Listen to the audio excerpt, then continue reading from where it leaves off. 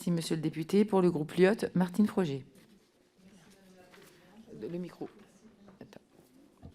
Voilà, c'est bon. Merci, mesdames et messieurs, pour vos apports.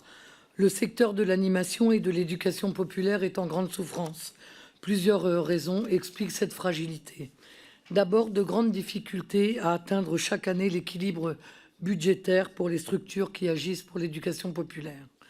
Le contexte d'inflation et de baisse des aides a largement impacté le secteur. Lors de l'examen du budget pour 2024, notre groupe avait d'ailleurs regretté de constater un tassement des crédits alloués FONGEP.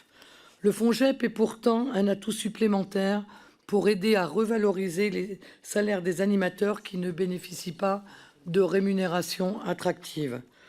Parallèlement, les financements en provenance des collectivités territoriales ont baissé. Même quand elles en ont la volonté, leur capacité à soutenir les acteurs associatifs est amoindrie. Elles n'ont plus les moyens de financer certaines actions, vous l'évoquiez tout à l'heure dans vos propos, Monsieur Tiercelin, ou garantir les subventions d'équilibre aux associations qui n'arrivent plus à équilibrer leur budget.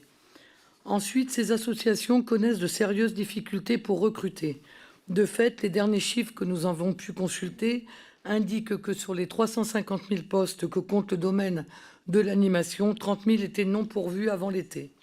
Et la situation ne semble pas s'améliorer. Ainsi, plus de 7 employeurs sur 10 auraient encore du mal à recruter. Notre groupe considère que l'éducation populaire est un pilier clé pour favoriser l'autonomie, pour lutter contre les inégalités d'accès à la culture et au sport sur tous les territoires, notamment dans les territoires ruraux et outre-mer. Or, si la tendance à la baisse se poursuit, le danger est grand de voir disparaître une partie de ce que propose l'éducation populaire pour toute une tranche de la population.